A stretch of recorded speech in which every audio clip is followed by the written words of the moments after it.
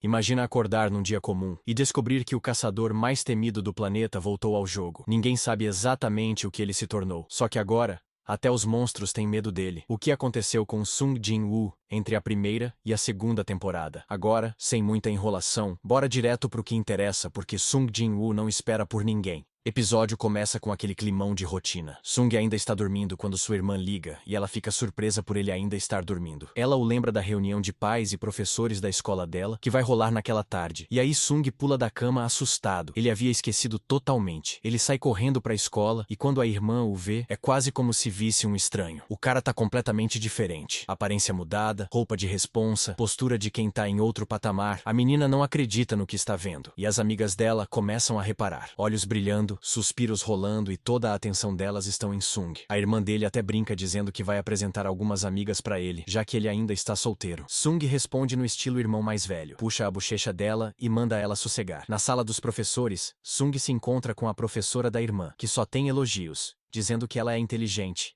dedicada, um verdadeiro exemplo. Mais que isso, ela revela que a garota se saiu muito bem no simulado e já tem chance de passar numa faculdade de medicina, mas pede para Sung não a pressionar demais. A conversa muda de tom quando a professora o questiona se ele a deixaria seguir a carreira de caçadora caso ela despertasse, e Sung responde curto e grosso que jamais permitiria que ela trabalhasse com algo tão perigoso. Mais tarde, Sung procura uma jovem caçadora, a Song. Ele mostra a foto da irmã e pergunta se ela a conhece. A garota reconhece e lembra de Sung também, mas avisa logo que não pensa em voltar para a escola. A vida dela agora é como caçadora. Sung, com aquele jeito direto, lembra que ela é rank e que, mesmo tendo ganhado uma grana em equipe, isso não garante sustento. Mas quando ele tenta explicar, ela já manda a direta pra ele dizendo que ele também é rank e diz para a deixá-la em paz. Enquanto isso, no aeroporto, Hwang Dong-soo desembarca. O caçador lendário de fora do país é recebido por um agente da Associação dos Hunters. O agente pergunta a ele quanto tempo ele pretende ficar no país. Dong-soo responde seco, dizendo que o mínimo possível, que odiava esse país. Mas ele deixa bem claro qual era o objetivo dele: caçar dois alvos, um de rank E, outro de rank D, 1 a 1. O agente tenta entender o motivo da volta e pergunta se ele está ali só pra isso. Dong-soo dá um sorriso debochado e responde pra ele parar de ficar fazendo perguntas idiotas, e que ele já sabia a resposta. Enquanto isso, os líderes das principais guildas se reúnem para discutir um novo tipo de monstro com asas, que ninguém sabe de onde vieram. A guilda do Tigre Branco decide investigar. Sung acompanha a amiga da irmã até uma dungeon para um suposto treinamento. Ela vai participar da réplica de uma raid. São apresentados a Kim Chu, um tanque de rank A que vai liderar a equipe. Mas quando descobre que o grupo é composto por caçadores de baixo nível, Kim Chu desanima. Ele revela o rank de cada integrante. Sung fica observando, e logo pensa que com esse time a menina iria se sentir mais segura, estragando o plano dele de mostrar pra ela como as dungeons podem ser perigosas. Antes de entrar na dungeon, um caçador pede para Sung não se esforçar tanto para que os novatos façam alguma coisa também. Mas quando atravessam o portal, o inesperado acontece. Um portal vermelho se forma. Baek fica sabendo disso e corre pro local. Sung tenta tirar a garota de lá, mas não consegue. Todos são teleportados para uma nova dungeon, completamente congelada. Um lugar inóspito e aterrorizante. Sung explica que é um portal vermelho e que uma vez dentro dele, só se pode sair depois de derrotarem o chefe ou se morrerem. A tensão é total e todo mundo fica em choque. De repente, uma flecha voa na direção de Song e Sung intercepta no reflexo. O grupo está sendo atacado por elfos de gelo. Kim Chu assume a liderança e ordena para que todos se apoiem no caçador mais forte, ou todos morrerão. Ele decide formar dois grupos e só chama os Rank C pro grupo dele. Uma caçadora experiente decide ficar com os mais fracos, pois percebeu que Sung é diferente. Eles seguem por uma floresta onde rastros de ursos de gelo aparecem. A maga propõe recuar, mas Sung diz para não temerem os ursos porque eles são previsíveis e que o problema maior são os elfos de gelo. Ele tira casacos do inventário e distribui para todos. Todos ficam impressionados. Caçadores comuns não conseguem armazenar tantos itens. Sung só responde que tá ali para proteger eles, e pediu para que não ficassem fazendo perguntas. Um urso de gelo aparece. Sung assume a linha de frente e troca seu título antes da luta. O combate começa. Enquanto isso, o Baek chega na entrada da Dungeon Vermelha e logo vê que não tem como ele entrar para ajudar, e diz que com sorte, só os rank A e B irão voltar vivos e que iria depender do desempenho do caçador Kim. Ao ouvir isso, o agente que estava na porta diz que tem outra pessoa que poderia ajudar o caçador Kim e fala de Sung. que mesmo sendo Rank I, ele mostrou que teve um segundo despertar. Baek pergunta se já confirmaram o segundo despertar de Sung, e o agente diz que não, mas que tinha tanta certeza, que é como se já tivessem confirmado. Nisso, aparece o caçador Dong e descobre que Sung se enfiou no portal vermelho. Ele fica levemente decepcionado. Afinal, nem mesmo ele é capaz de atravessar um portão daqueles, portanto Sung estará longe do seu alcance temporariamente. Voltando para ele, Sung vence vários ursos sozinho. O grupo assiste, em choque. Na pausa, eles comem a carne dos ursos e começam a se perguntar quem o Sung Jin-woo é de verdade. Nem a pau esse cara é Rank E. Ele invoca o exército das sombras. Eles enfrentam os inimigos com certa facilidade. Mas logo chega o chefão, um urso de elite, que destrói o exército inteiro. A mana de Sung zera e só sobra o Igris. Igris enfrenta o monstro, corta membros, derruba o bicho, e quando o urso tenta o ataque final, Igris decepa sua cabeça. Sung agradece e Igris se ajoelha diante do rei. Qin Shu e seu grupo estão sendo massacrados pelos elfos. Ao sentir a presença esmagadora do líder dos elfos, Qin Shu foge apavorado. O líder dos elfos observa de cima de uma montanha, sorrindo. O plano dele está dando certo. Depois de ter destroçado todos os ursos de gelo, Sung Jin-woo não perdeu tempo. Fez o loot completo e adicionou várias novas sombras ao seu exército. Enquanto isso, do lado de fora do portão vermelho, Baek pergunta pro agente há quanto tempo o Sung entrou. Dong-su, que já estava sem paciência, lança que ele já deve ter morrido. Vira as costas, resmungando que fez viagem à toa. Ele não fazia ideia de que do outro lado, Sung estava prestes a mudar a história. Mas, quando ele lembra que o Sung nem era da guilda Tigre Branco, a confusão começa. Ele questiona por que o Sung estava junto com a equipe de ataque. O líder da operação tenta explicar que ele deixou Sung ir porque são amigos e o garoto tá interessado em portais de nível C. Mas Dong-su não compra essa história não. Começa a sufocar o cara ali mesmo. O mestre da guilda intervém, segura o braço dele e manda parar. Só que Dong-su não é do tipo que leva desaforo pra casa. E é aí que a parada esquenta. Dong-su desdenha o mestre da guilda, dizendo que ele vem de um país irrelevante. O clima fica pesado, o ar chega a gelar com a energia que o Baek e Dong-su liberam. Os dois iam começar a treta quando, corta pra dentro da dungeon, o caçador Qin se arrasta pela floresta gelada. E é aí que ele vê os ursos de gelo, todos derrotados, sem sinais de luta prolongada, sem sangue espalhado, e isso o assusta. Ele não acredita que os caçadores Rank I que fizeram isso. Quando Baek e Dong-su iam partir pra porrada, o Jin-Chu aparece e impede a briga. É aquele silêncio tenso que precede a tempestade. Jin-Chu lança logo que Sung é apenas um caçador de rank E, e que ele mesmo testou os poderes do garoto 2 meses atrás. E também afirma que Dong-su foi morto em combate por um monstro mágico. Mas Dong-su não acredita nessa história. Ele quer vingar a morte do irmão, e insiste que o verdadeiro assassino é o riquinho da construtora Yujin, o Jin-ho. E quando Jin-Chu pergunta então por que ele está atrás de Sung, Dong-su responde que não tá nem aí pra isso e que só queria uma desculpa pra matar alguém. Dong-su lamenta e vaza dali. De volta pra dungeon gelada, o caçador Qin observa de longe os Rank de boas comendo em volta da fogueira e não entende como eles ainda estão vivos. E ainda com uma barraca e equipamentos para se protegerem do frio. Ele fica pistola, puto da vida. O caçador Qin aparece gritando com o grupo dizendo que todos do grupo dele foram eliminados porque não tinham equipamentos e nem suprimentos, e questiona como que os frangos do Rank I tinham aquilo tudo, e acusa eles de terem escondido os equipamentos e os culpam pela morte dos companheiros dele. Qin parte pra cima deles,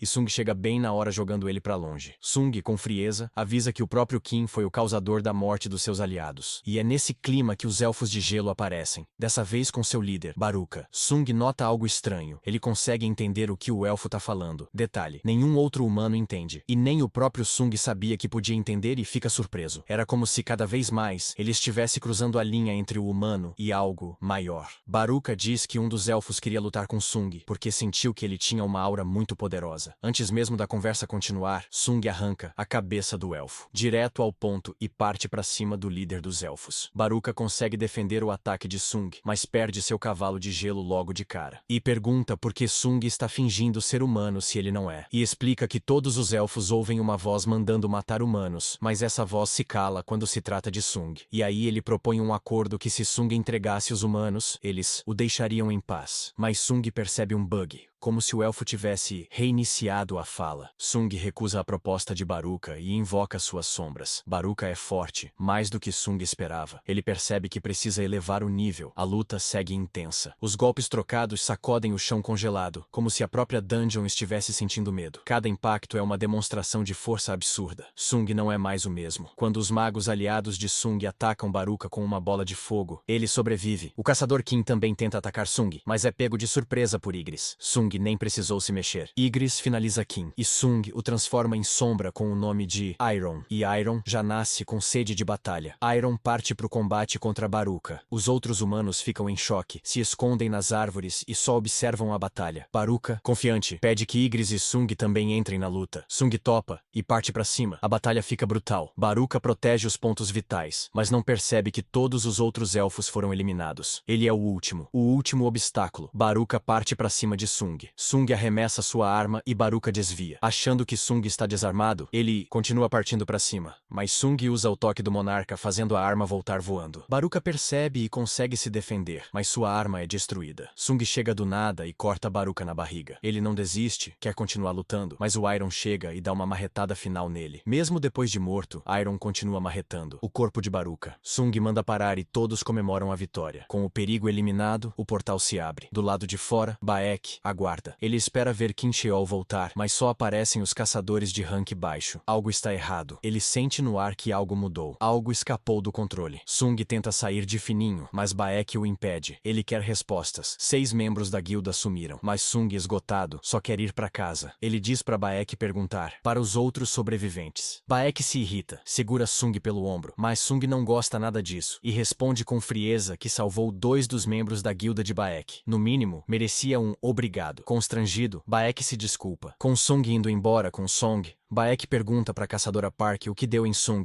que parecia um pouco irritado. Park responde que Sung ficou assim do nada depois de ter derrotado o chefão. O gerente Ahn diz que deve ser por ele estar exausto. Baek diz para o gerente Ahn recrutar o Sung a qualquer custo. Sung deixa Song na porta de casa, e ela agradece por estar viva graças a ele. Mas mesmo depois de tudo o que passou, ela ainda espera ir com Sung para uma próxima dungeon. No caminho de casa, Sung reflete sobre o que aconteceu após eliminar Baruka. Esse era o verdadeiro motivo de Sung parecer puto quando saiu da dungeon. Ele não conseguiu extrair a sombra de Baruka. A diferença de poder ainda era muito grande. Mesmo com 3 tentativas, falhou. Isso incomoda. No dia seguinte, ele encontra Jin-Ho, que chega todo empolgado. Antes de irem, Sung pede para passarem na casa de Song. Ela entra no carro, chama Sung de Jin-Wozinho e deixa Jin-Ho com ciúminho. Ela comenta que não conseguiu dormir na noite anterior. Jin-Ho, desconfiado, lembra que a garota é menor, de idade. Sung pergunta se isso é problema. Jin-Ho, vendo que Sung não tá nem aí, decide deixar pra lá. O foco é outro, e a próxima batalha já está no horizonte. Logo de cara, a gente vê Jin-Ho impressionado ao olhar para os soldados de sombra criados por Sun. Ele nunca tinha visto uma habilidade tão absurda assim, e fica até incomodado com o fato de Sun ter criado criaturas tão poderosas com sua própria habilidade. Enquanto Sun coloca seus soldados para minerar pedras de essência, Jin-Ho se sente inútil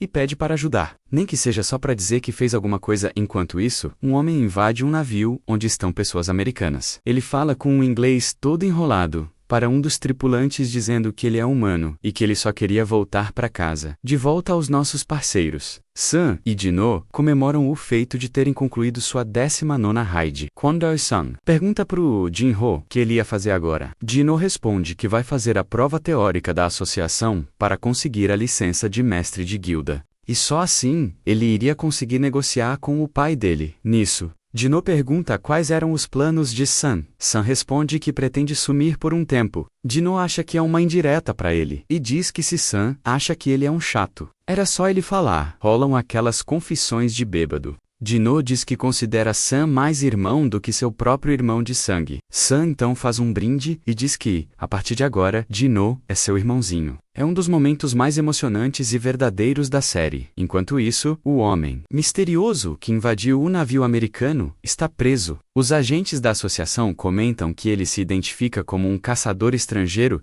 que ficou preso por 1 década num portal e que não conseguiu sair. E que em algum momento achou uma saída que o levou a um portal na América. A chegada do caçador Hank S. Wang é esperada para o interrogatório. Um dos agentes pergunta o nome do sujeito, e ele responde que acha que é Irwan-san, mas ninguém tem certeza da pronúncia. Na manhã seguinte, Sam avisa a irmã que ficará fora por uma semana e pergunta se ele vai encontrar uma garota. Ele diz que vai com os amigos. A irmã não acredita muito não. Sam então parte para uma dungeon. Ele se lembra de que da última vez que enfrentou os monstros dali, ele estava no nível 20. Agora, ele está muito mais forte e acredita que vai ser mais de boa. Ele entra num castelo sombrio e recebe uma missão: coletar 10.000 almas de demônios. Ao ver isso, Sam até se anima. Ele não esperava tantos demônios por ali, mas seu verdadeiro objetivo é completar o Elixir da Vida.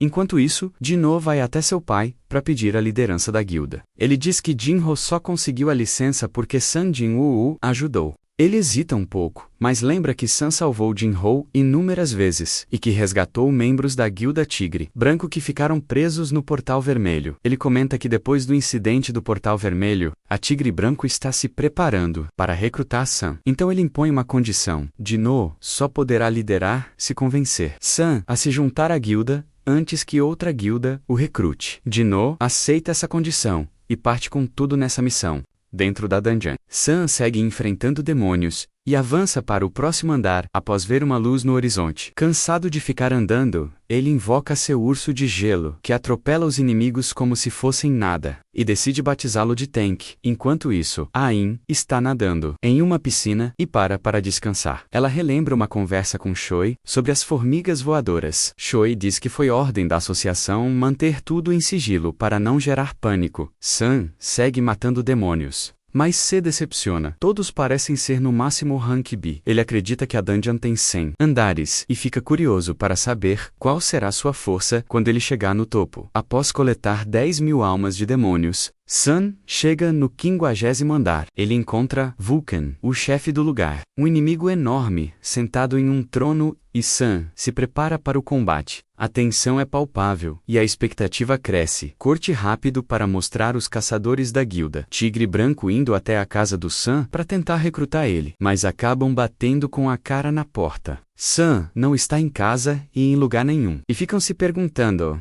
aonde é que ele se enfiou voltando pro Sung, a luta Kamika. Sam usa seus pontos de inteligência para manter mais soldados ativos e com mais poder mágico. Ele observa Vulcan sentado em seu trono, até que o demônio parte para cima do nada. Sam desvia e contra-ataca, rasgando até o seu casaco com a força do golpe. Vulcan revida com velocidade impressionante, obrigando Sam a escalar um prédio em ruínas. O demônio bate com tudo no prédio. Sam aproveita a brecha e com um golpe certeiro, corta o pescoço dele. Vitória, mas a batalha deixa claro que os desafios só vão aumentar a partir daqui. Em paralelo, Huang encontra Huan e inicia o interrogatório. Huan revela que os portais e monstros são apenas a ponta do iceberg e que uma catástrofe ainda maior está por vir. Ele avisa que a força capaz de destruir tudo já despertou e que o objetivo dele era evitar essa catástrofe. Huang não acredita muito, dizendo que basta reunir muitos caçadores. Huan rebate que números não vão adiantar contra essa ameaça e diz que os caçadores serão usados contra os próprios aliados. Huang lê a ficha de Huan e repara que ele tem esposa e 2 filhos. E logo de cara identifica um dos filhos pelo nome. Ele pergunta para Huan se ele lembrava do nome de seu filho. Huan responde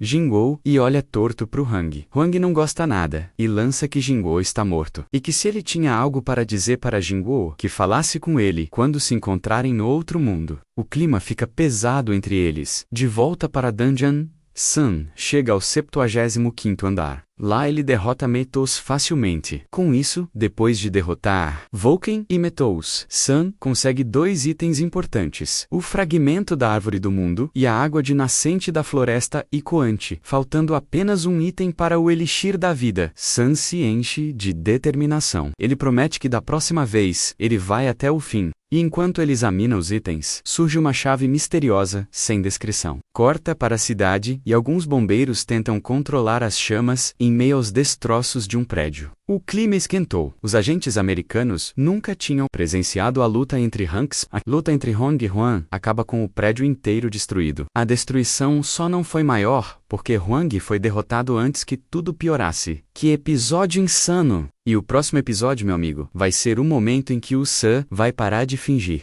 E quando isso acontecer, segura, deixa o like, se inscreva no canal e comenta aqui embaixo se você quer que eu faça o vídeo do quarto episódio. Nos vemos no próximo vídeo. Valeu, fui!